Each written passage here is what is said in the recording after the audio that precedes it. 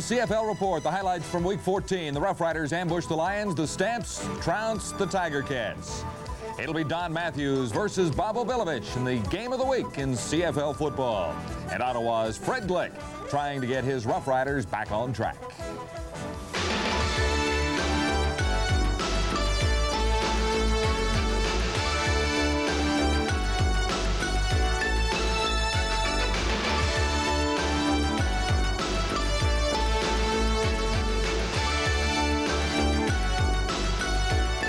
TSN CFL Report. It's our game around here, brought to you by Carling O'Keefe Brewery. Hi everyone, I'm John Wells, and this is the CFL Report on TSN.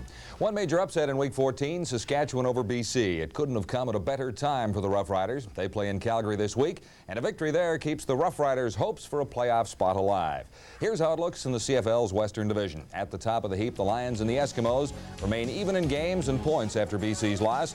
The Stampeders in third spot, 5 points ahead of Saskatchewan. And in the East, it's the Bombers by a bunch. They lead the Argos by 5. Hamilton is a point behind in third. And the lowly Rough Riders remain on the critical list, 8 points back. I'll look back to the highlights from Week 14 in a moment, but right now, Peter Watts has the CFL Notebook and another week with lots of bad news. One of these days, John, I'm going to find some good news to put in this thing, but we do start today on a serious note. Al Bruno, the head coach of the Ticats and one of the really good people involved in sport in this country, is resting comfortably in a Hamilton hospital. His team lost to Calgary on Sunday at home, and on Monday, Al suffered what appears to be a mild heart attack. There is no indication when or if he'll be able to return to work with the Ticats, and the team has appointed defensive line coach Ted Schmidt as the interim head coach. He'll be in charge when the Ticats play the Blue Bombers in Winnipeg on Sunday afternoon. From Toronto comes word that quarterback Gil Renfro, who's missed a month with a knee problem, is ready to resume full workouts. He could play Sunday against the Lions, but I suspect that Bob Obilovich will go instead with John Kangemi and Danny Barrett and try and work Renfro back into the lineup a little bit later on. And from Edmonton comes word that defensive lineman Tom Tuine is back on the practice roster. He has been out for a couple of weeks in a drug rehabilitation program, which we hope has worked out for Tom's benefit. He could play Friday against Ottawa, but again, they may decide to wait a little bit longer and try and bring him back perhaps another game or two down the line. Stu Hill, their outstanding linebacker who has missed a game with a knee problem, is also ready to return. He is likely to play on Friday night against the Rough Riders. And the Winnipeg Blue Bombers. Let's talk about the Bombers a little bit. They played without 3 defenders against Ottawa, and Scott Plagle, their all-Canadian safety, suffered a shoulder separation in that game. He is a question mark for Friday's game. What about the Ottawa Rough Riders? Any good news in Ottawa that you could dig up? Well, I found out that Larry Moore, of course, who was a running back who played for Queens and won the Heck Crichton Award as the outstanding college player in 1985 at 110 yards rushing in the loss to Winnipeg, 36-13 the final, but Moore ran for 110 yards and a touchdown. And he's gotten a chance to play since Jim Reed was moved over to tight end, so that certainly And he gets honorable mention, obviously, because he's from Queens. Well, we have to look after the, the boys a little bit. CFL reaction to the proposal of an NFL exhibition game in Toronto in August of '88. What's the league saying? John, nobody seemed to be too concerned about it when the story first started, but in the last day or so now, some people are starting to express some concerns about the NFL treading on CFL territory, even on an exhibition basis. Obviously, the CNE is excited about it because it means some revenue in the stadium for a day. But at this point, we'll see. It's not a confirmed thing, but I think the public probably would be more than a little interested in little football down at the CNE involving 2 NFL teams. All right, Peter, thank you for that, and we wish Al Bruno a very speedy recovery in Hamilton. A better performance by the Tiger Cats would undoubtedly help his health an awful lot. In a moment, the Week 14 highlights.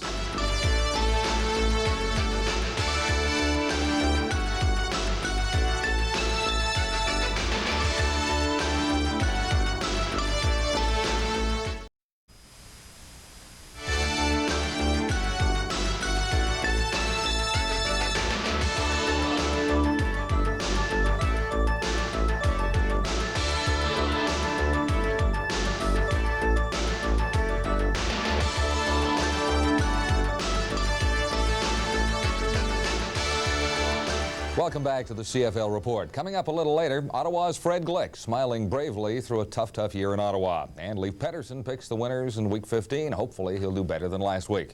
Right now, we'll take you back to last week. Game 1 at Lansdowne in Ottawa Friday night. The Rough Riders and the Winnipeg Blue Bombers. Just 3 points in the first quarter. Dean Dorsey's 36-yard field goal gave the Rough Riders an early 3-0 lead and some early hope, but it wouldn't last for long. The Bomber offense got untracked in the second quarter. Tom Clements 30 yards to James Murphy. And the Bombers out in front 20-3 by halftime. A couple of rough weeks for Bomber kicker Trevor Kennard. He seems to have found his touch again. Kennard hit 5 of 6 on the day. And when Kennard did miss, the Bombers scored anyway. This from 51 yards. Scott Flagel knocks the ball loose from Jerome Erdman. And Vernon Paul is there to recover for the touchdown. It was that kind of day for Ottawa. Winnipeg went on to a 36-13 win. In the first of 2 Sunday games, the Calgary Stampeders met the struggling Tiger Cats at Ivor Wynne in Hamilton. Rick Warman started in place of the injured Rick Johnson and turned in a good game. Good fake on this play. Warman strolls to the end zone, and that puts the Stampeders on top 7-0 first quarter. Paul Osbaldiston returned for his second tour of duty with the Tiger Cats. Osbaldiston hit from the 20 to cut Calgary's lead to 10-3 in the second. Minutes later, the Stamps were in the end zone again. Warman teams up with Larry Willis for a 23-yard scoring pass, and that gave Calgary a 17-3 lead at the intermission. The Stampeders led 20-8 early in the fourth, and Willis put the game out of reach. An 85-yard catch and run. A good day for Willis. He caught 4 for 166. The Stampeders win it 33-17. The second half of the Sunday doubleheader had the Saskatchewan Roughriders at home to the heavily favored BC Lions. And the Western Riders jumped in front early, 13-0. The Lions then roared back on a 75-yard pass from Roy DeWalt to Jim Sandusky. Once Sandusky's behind the secondary, he's gone. That cut Saskatchewan's lead to 13-7. But the Rough Riders come right back. Glenn Suter steps in front of a Roy DeWalt pass and brings it 34 yards for the touchdown. Saskatchewan held a surprising 23-8 lead by halftime. Third quarter belonged to Dave Ridgway. He booted 4 field goals and 7 on the day. BC scored 12 in the final quarter, but not quite enough as the Rough Riders go on to shock the Lions 35-20. Nice to see some happy faces in the stands of Taylor Field in Regina. Now, if the Riders can make it 2 in a row with a win over Calgary, the long-suffering Saskatchewan fans may still have some hope for that long-overdue playoff appearance for the Rough Riders. Right now, the TSN players for Week 14. From Saturday's game in Ottawa, Winnipeg quarterback Tom Clements. Clements padded his stats at the expense of the Eastern Rough Riders. He finished with 22 completions and 39 attempts, good for 282 yards and a pair of touchdowns. Sunday afternoon in Hamilton, Stampeder quarterback Rick Warman had a great day against the Tiger Cats. Warman completed 12 of 24 passes for an amazing 347 yards and 2 touchdowns. He also ran for one himself against the usually stingy Ticat defense. In Regina, Sunday belonged to kicker Dave Ridgway. He put the boot to the BC Lions. Ridgway good on 7 field goals and 7 tries, 1 short of his league record. Ridgway was the difference as the Rough Riders upset the Lions. Still ahead, TSN's Canadian Players of the Week, and Leif Pettersson picks the Week 15 winners. This is the CFL Report on TSN.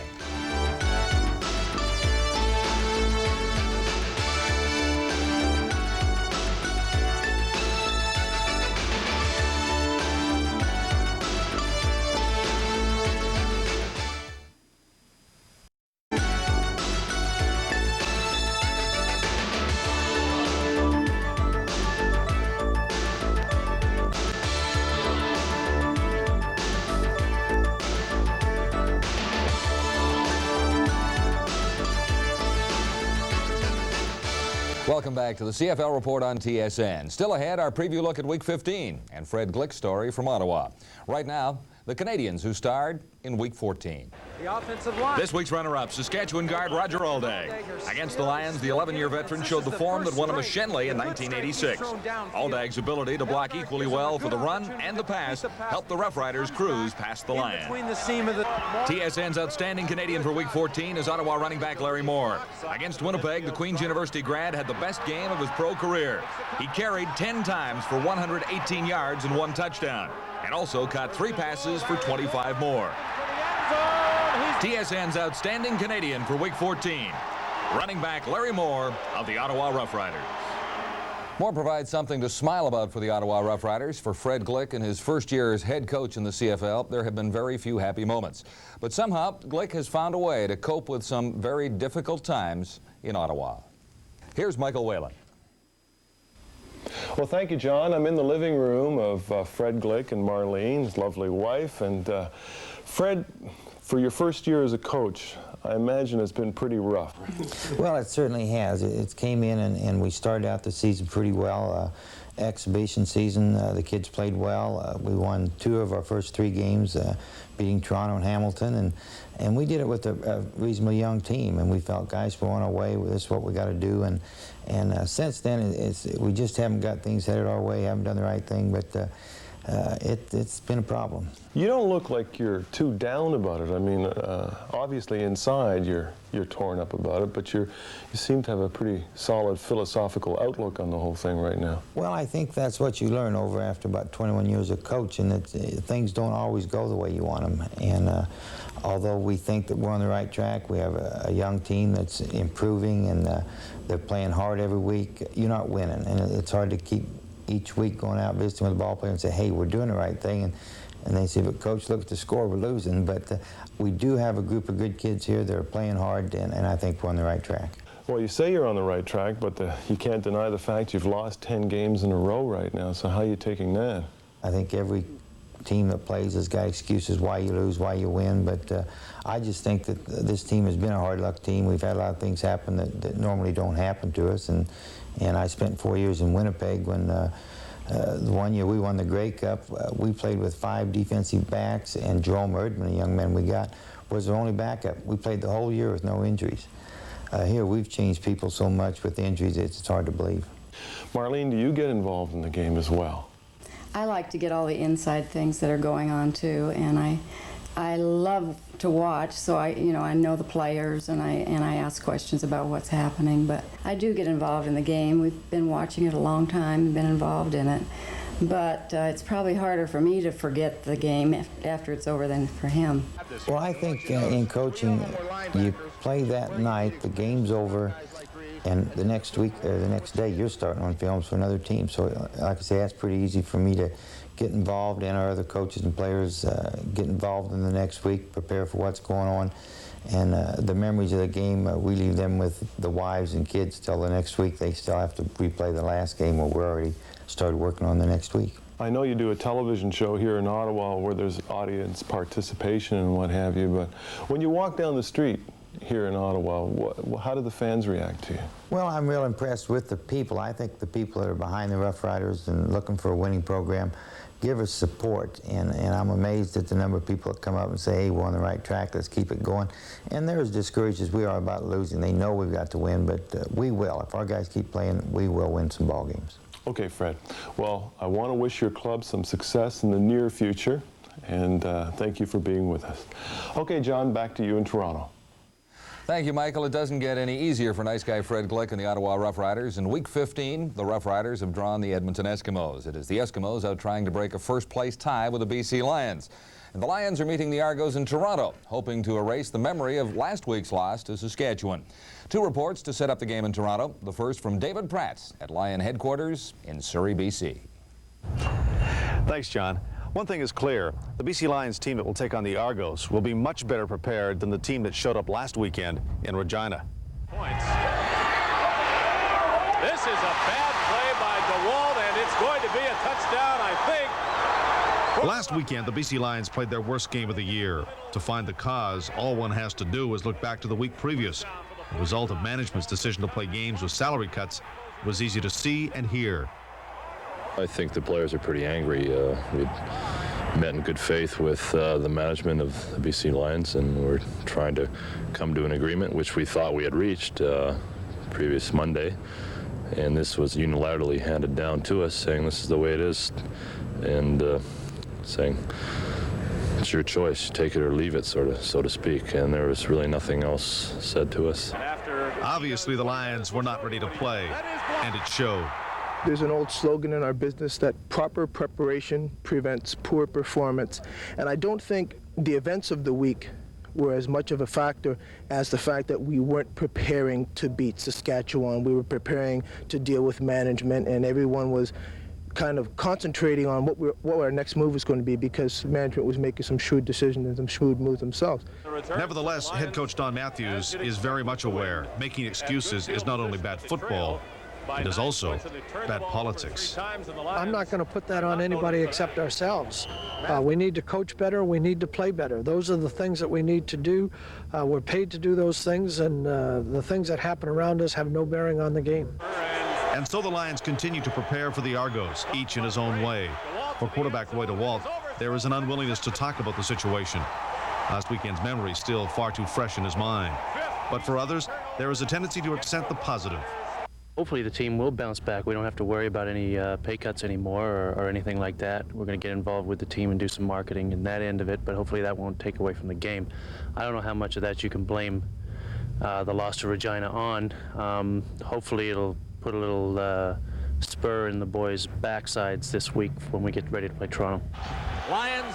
And of course for Corinthi and his teammates, they still have all of their salaries. And that is always worth celebrating. So pro football is like any business. You always perform better when you know where your next paycheck is coming from. You know, it doesn't matter whether it's the BC Lions or the Toronto Argonauts. Their preparations will have begun long before those two teams meet here at Exhibition Stadium Sunday afternoon. For the Toronto Argonauts, their day-long preparations begin usually around 7 in the morning, and they start here in the coaches' offices. For defensive coaches Sam Sanders, Joe Moss, and Dennis Meyer, getting ready for an Argo practice means putting together a script. Basically what we try to do is divide them into, teams are going to sprint. So we have certain things that we do out of sprint coverage, and we have certain things we're going to do versus dropbacks and all of their special plays like reverses, reverse passes, and then we divide them into special plays, the plays that they really do well. While in another office, offensive coaches Jim Gilstrap and Ellis Rainsberger chart their plans. We get into down and distance situation, we get into blitz situation, we get into running down situation, screens and draws, and of course we're trying to put all those things together in a guessing game as BC, of course, is trying to defense what we're doing to come up with the best play at the right time. Players file in for their meetings around 1 o'clock in the afternoon, and if you think it's a lot like school, you're right. We spend a lot of time in the classroom type atmosphere, and coach is kind of an instructor for us to go over the game plan with us, and as well myself and a lot of the other guys, we take copies of the game films home and we study them at home too. Coaches and players spend hours in front of TV monitors, watching game tapes, trying to learn as much as they can about the other team, because players and teams have habits.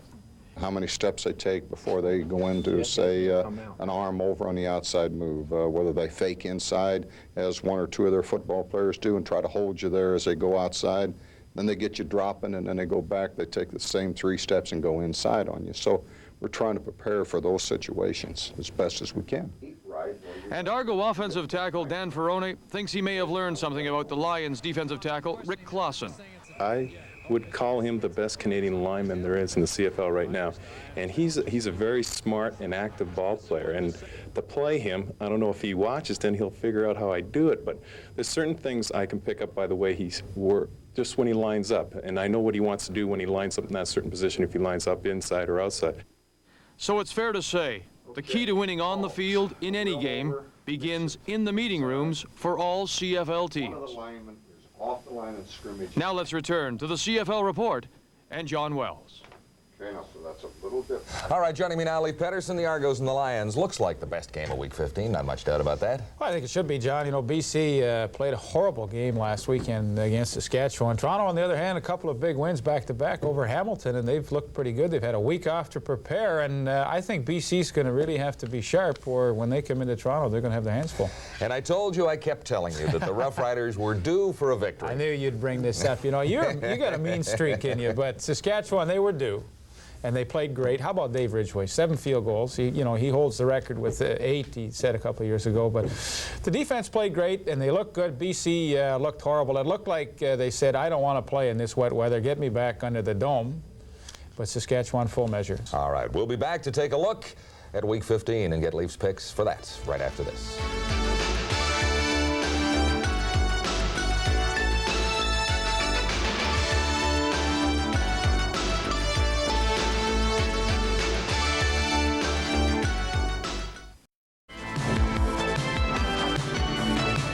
October explodes with the CFL action on TSN. A top lineup that includes the Rough Riders, the Argonauts, the BC Lions, and the defending champion Hamilton Tiger Cats. Watch the Ottawa Rough Riders battle the Toronto Argonauts live from Exhibition Stadium in Toronto, Friday, October 16th, starting at 8 p.m. Eastern. It's action only the CFL delivers. CFL blackouts are in effect, so check your local listings.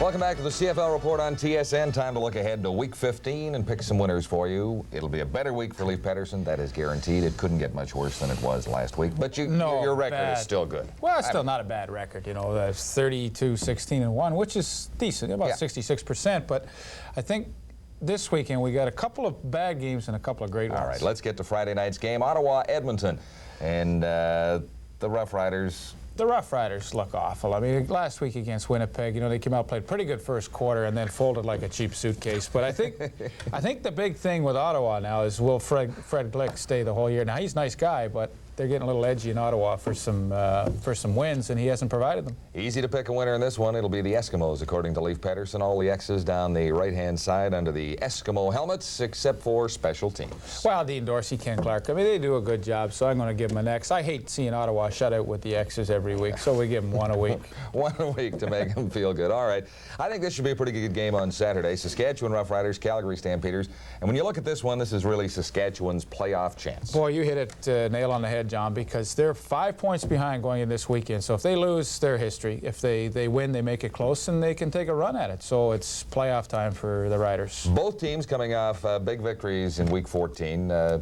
Stampeders looked good against Hamilton. Saskatchewan obviously looked good against BC. Saskatchewan's defense played great, and I think they have the ability to do it 2 weeks in a row. So they could give Calgary a tough time. But you know what I like, and I've said this many times, Larry Kuharich has really put some enthusiasm in that club. They're playing with renewed excitement, and I think they're going to be tough at home. All right, it'll be the Calgary Stampeders winning this one at home, according to Leif Pettersson. Rushing, passing, and front seven secondary. The matchup, what is the matchup in this one? Well, I think the matchup could be, now, you know, you saw a lot of X's for Calgary, but I think it could be closer than the X's indicate. And I think the matchup could be Dave Ridgway against J.T. Hay. Now, Ridgway, 7 field goals. This guy can kick, but so can J.T. Hay. So if it comes down, that could be one of the key matchups. All right, the Sunday matchups. This should be the game of the week. BC at Toronto. Argos have been hot. Lions a little cold last week. Yeah, they were. They looked awful. You know, and I think the weather was bad. They got behind and they said, heck with this. Let's get back to Vancouver. Where it's a lot nicer out there. But they better get the chin straps ready for this week, because Toronto's, you know, they give up a lot of yards on defense. Everybody says they play kind of sloppy, but I'll tell you, they're playing pretty good football right now, and they're going to be tough at home. Couple of even categories. Leif Pettersson likes the Argonauts in this one, but it is even in rushing, front seven, and in special teams as well. According to Leifer for this one, it'll be the Argonauts. Close game. Well, you know, I've got BC favored with all the X's, but this is the upset of the week. BC's got to come in. The time change, and the Argonauts have had a week off to get ready, so Obi, you and the boys are going to have a nice upset this weekend. Hamilton and Winnipeg will round out Week 15 in the CFL, and I think you have to look at the Winnipeg Blue Bombers at home, because they don't lose often there, and the Tiger Cats aren't playing well. They play well at home. And Hamilton, you know, how do you figure this out now? They start off the season, they lost the opening game, then they go 5 in a row, and now they look terrible. Okay, and it'll be even tougher for the Tiger Cats with head coach Al Bruno in the hospital. Interim head coach Ted Schmidt will be on the sidelines this weekend. Leif Pettersson calls it Winnipeg Blue Bombers. The X's all down the right-hand side, with the exception of special teams, an even category. Well, you know, give Osbaldiston and Kennard flip a coin. They're both about the same, so. All right. That wraps up this edition of the CFL Report on TSN. We'll be back 1 week from now with another edition, and thank you very much for watching.